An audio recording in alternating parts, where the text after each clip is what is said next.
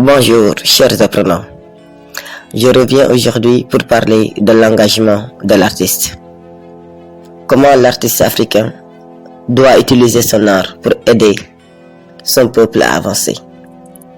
En ce qui me concerne, je pense que le vrai artiste doit s'engager dans son temps. L'art doit être toujours l'art de son époque, c'est-à-dire au service des besoins de la société qui l'a engendré.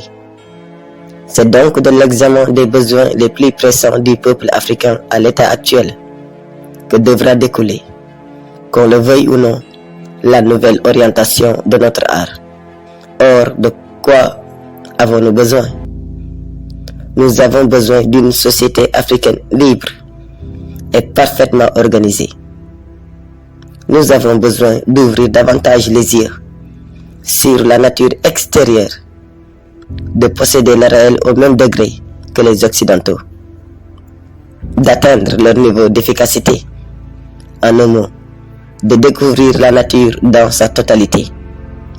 C'est donc à cette double exigence sociale et intellectuelle que notre art devra être soumis pour être valable à nos yeux. Ainsi, l'artiste africain qui écrira pour le seul plaisir de chanter la beauté des nuages, qui fera des descriptions par pure délectation et pour faire montre de virtuosité, ou qui sculptera des formes pour elle-même, vit en dehors des nécessités de son époque.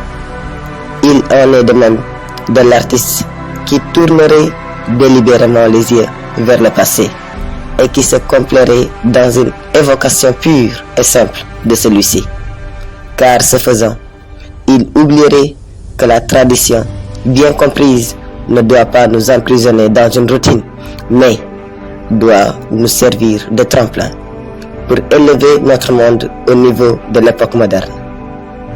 Par contre, un artiste qui posera le problème social dans son art, sans ambiguïté, d'une façon propre à secouer la conscience léthargique, l'artiste qui se posera au cœur du réel pour aider son peuple à découvrir celui-ci, l'artiste qui saura exécuter des œuvres nobles dans le but d'inspirer un idéal de grandeur à son peuple, qu'il soit poète, musicien, sculpteur, peintre ou architecte, est l'homme qui répond dans la mesure de ses dons aux nécessités de son époque et aux problèmes qui se posent au sein de son peuple.